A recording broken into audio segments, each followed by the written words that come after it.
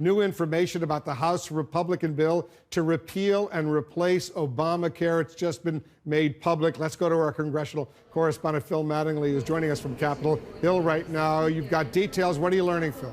Yeah, that's exactly right, Wolf. It's the 57 legislative pages that Republicans have been promising for more than 7 years. Now it's officially out, and Republicans, they will be acting as soon as Wednesday to start moving this forward. Now, the details of what's in this draft, obviously, are incredibly important. A couple top lines that we were aware of going into this. It will repeal the individual and employer mandates. It does work to keep individuals on their parents' plans until the age of 26, just like Obamacare. And it will also work to maintain the ban on coverage on changing coverage for people with pre-existing conditions. Now, it's the details in terms of funding, how this all works, that's most important. Right now, Obamacare obviously relies heavily on subsidies.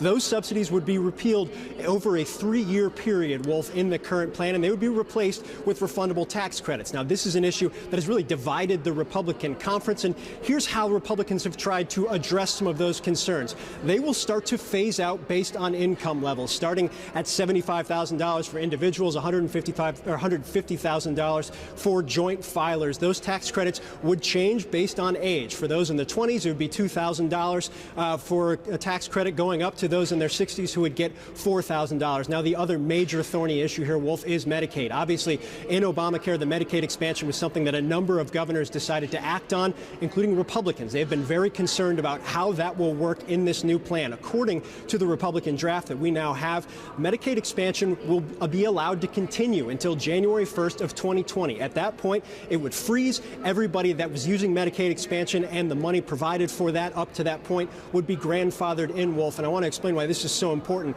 Just a few hours ago, 4 Republican senators sent a letter to Senate Majority Leader Mitch McConnell saying if the Medicaid expansion, the Medicaid program in general, wasn't protected to a way that kind of meets their liking, meets their desire because they come from states where the expansion was accepted, they would be forced to oppose the bill altogether. Obviously, there are 52 Republicans in the U.S. Senate. They need 51 to be able to pass this bill when it gets over to their chamber. That's not a small issue. So we're starting to see these details come out. The first legislative action, Wolf, as I noted, starts on Wednesday, really starts this whole process. House Republican leaders say they want this bill on the House floor within the next couple of weeks. But first, they have to address some very real Republican concerns that still exist inside their conference, Wolf.